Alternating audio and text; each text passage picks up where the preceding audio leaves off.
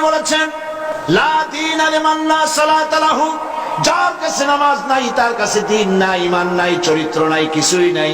আল্লাহর নবী বলেছেন, আল্লাহর বান্দা এবং কাফেরের মধ্যে পার্থক্য কি? পার্থক্য হলো নামাজ। যে নামাজ পড়ে সে আল্লাহর বান্দা, যে নামাজ পড়ে না সে ব্যক্তি কুফরি করলো। মান তারাকা সালাতান মুতাআম্মিদান ফাকাদ কাফারা, ইচ্ছে করে যে নামাজ ছেড়ে দিল সে কুফরি করলো। বলেন নাউজুবিল্লাহ। আদমশুমারিতে আপনার নাম মুসলমান থাকতে পারে, ভোটার লিস্টে আপনার নাম মুসলমান থাকতে পারে, পাসপোর্টে আপনার নাম মুসলমান থাকতে পারে, কিন্তু আপনি নামাজ পড়েন না, আল্লাহর কসম আল্লাহর খাতায় আপনি মুসলমান নন।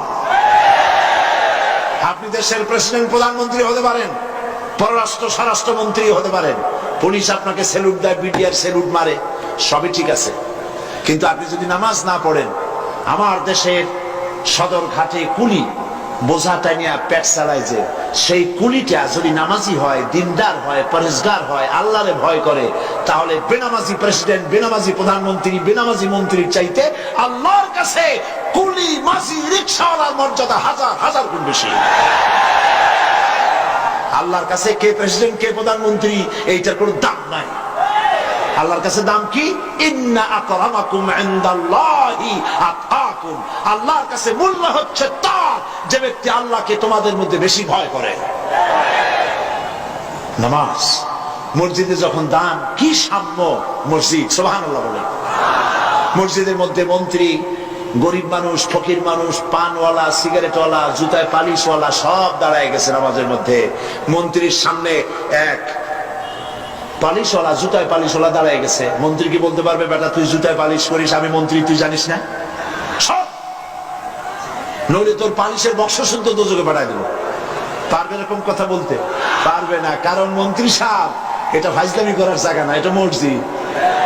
এখানে তোমারও যা মর্যাদা, ওই রিকশাওয়ালা, কুলি, মসজিদ, ফকির, ভিক্ষুক তার মর্যাদা সমান। বরং তুমি যদি বেনামাজি হও আর ফাঁকি দিতে নামাজ পড়তে আসে থাকো, তো তোমার থেকে ওর মর্যাদা বেশি।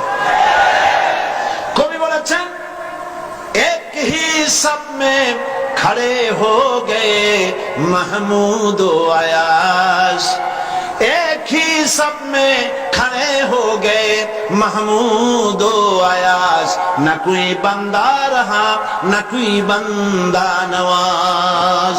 একই কাতারে সম্রাট মাহমুদ আর তার ভৃত্য আয়াজ দাঁড়ায় গেছে। এখন কেউ চাকরও নাই, ভৃত্যও নাই, সব আল্লাহর গোলামে পরিণত হয়ে গেছে। নামাজ, ইসলামী সরকার হলে প্রথম কাজ হবে নামাজ পড়া। নামাজ পড়বে, কাজে বরকত হবে। দেখেন না মুয়াজ্জিন কি বলে? মুয়াজ্জিন আযানের ভিতরে বলে, হাইয়া আলাস সালাহ, এসো নামাজের দিকে। আপনি বলবেন মুয়াজ্জিন চিল্লাও কেন? নামাজের দিকে আসলে হবে কি? মুয়াজ্জিন দ্বিতীয় লাইনে গিয়ে বলে, হাইয়া আলাল ফালাহ, এসো কল্যাণের দিকে, মঙ্গলের দিকে। নামাজের দিকে আসলে পরে তোমার কিসমত খুলে যাবে, তোমার তাকদীর পাল্টে যাবে। এসো নামাজের দিকে, নামাজ পড়ো। বন্ধুগণ, এই নামাজের দরখাস্ত সারা দেশে, পৃথিবীতে যত জায়গায় যাই, সব জায়গায় মানুষকে নামাজের কথা বলি। বন্ধুরা, নামাজ পড়ুন, নিজে পড়েন, বউ বাচ্চারে পড়ান, আল্লাহর কাছে দোয়া করেন নামাজের জন্য, আল্লাহ আমাদের নামাজি বানায় দাও। বলেন আমিন। নামাজ আর কেউ ছাড়বেন? নামাজ না পড়লে কাফের, কাফের। নামাজ না পড়লে মুসলমান বলে দাবি করার কোন হক, কোন অধিকার আপনার নাই। নামাজ জীবনেও আর ছাড়বো না, এই ওয়াদা করতে পারবেন? দুই হাত উঁচু করেন, বলেন ইয়া আল্লাহ, তোমার কোরআনের মাহফিলে তোমারে সাক্ষী রেখে দুই হাত উঁচু করে কসম করি, শপথ করি, ওয়াদা করি, যতদিন পর্যন্ত মালাকুল মউত আমার মাথার কাছে না আসতেছে ততদিন পর্যন্ত ফরজ নামাজ, ফরজ রোজা আর ছেড়ে দেব না, আর ছেড়ে দেব না, আর ছেড়ে দেব না।